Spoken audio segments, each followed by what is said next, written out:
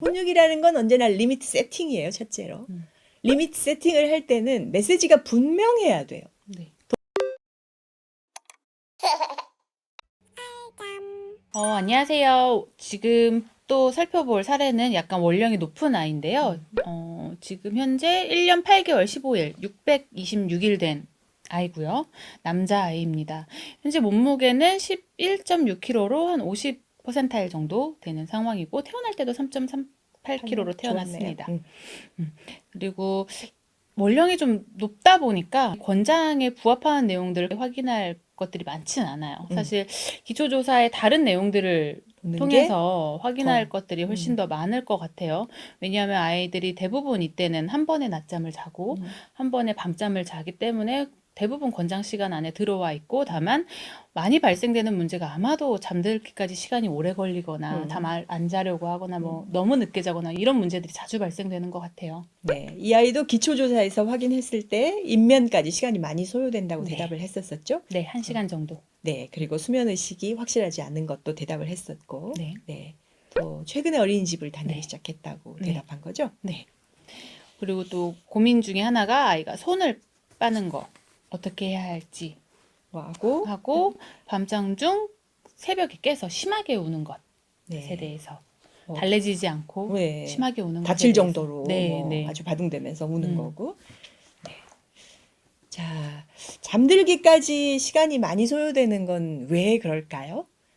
쉽게 생각하면 졸리지 않거나 아니면 졸린데도 진정과 이완이 잘 안 돼서 잠이 안 들거나 뭐 이 둘 중에 하나이겠죠. 일단 졸리지 않은 문제, 그거는 낮잠과 밤잠 사이 간격일 수 있겠죠.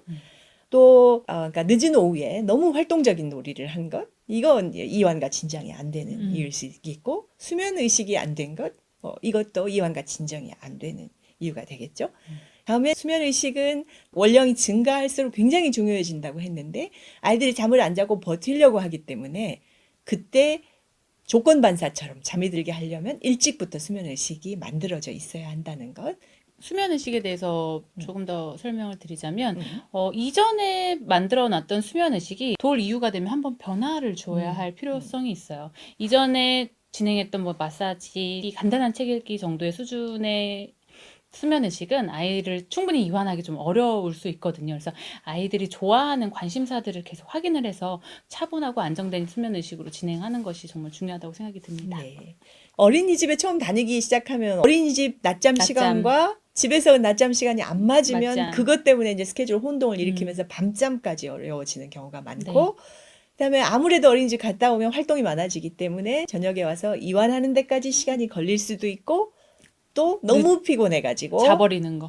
일찍 자버려가지고 새벽에 깨버리는 일이 생길 수 있고, 그래서 일과를 조절하는 것, 지나치게 피곤하지 않도록 하는 거, 이거 되게 중요한 문제니까 뭐 낮잠 시간이 맞다고 하더라도 어린이집에 갔다 왔을 땐 저녁잠을 조금 당겨야 할 필요도 있고, 1시간 정도 당기는 게 편할 것 같고요. 그리고 1년 8개월이면 말 안 듣죠. 안 듣죠. 재우려고 하면 더 도망가고 장난치고 뭐 그렇죠.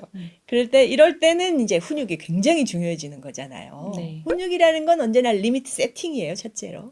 리미트 세팅을 할 때는 메시지가 분명해야 돼요. 도대체 어떻게 하라는 말인지를 모르면 안 되는 거잖아요. 그래서 메시지가 분명한 거를 일관되게 전달을 하는 거죠. 이랬다 저랬다는 정말 아이를 더 때를 많이 쓰게 만들기 때문에 굉장히 조심해야 할 문제고, 그래서 이 원령에는 항상 정해진 규칙을 잘 지키도록 엄마도 그 규칙을 위반하지 않도록 하는 거, 이거 되게 중요하겠습니다. 다음에 보호자가 걱정하는 거는 밤에 깼을 때 심하게 울고 통제가 안 될 정도로 다칠 정도로 바둥댄다는 것이었거든요. 이게 confusional arousal, 그러니까 혼란 각성일 수 있어요. 이게 한 서너 살 넘어서 그러니까 한 유치원 다닐 원령에 막 돌아다니기까지 한다거나 발로 심하게 차고 소리를 지르고 하는 걸 야경증이라고 하고요.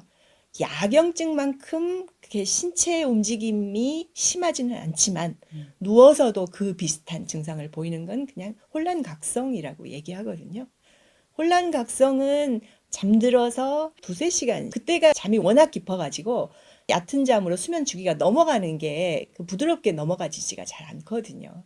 그래서 특히 지금처럼 어린이집에 다니기 시작해서 피곤이 커졌을 때 이럴 때 그 혼란각성이 발생하기 쉽거든요. 아이의 규칙적인 일과를 유지하는 것, 지나치게 피곤하지 않게 하는 것, 뭐 이런 수면 위생이 되게 중요하겠죠.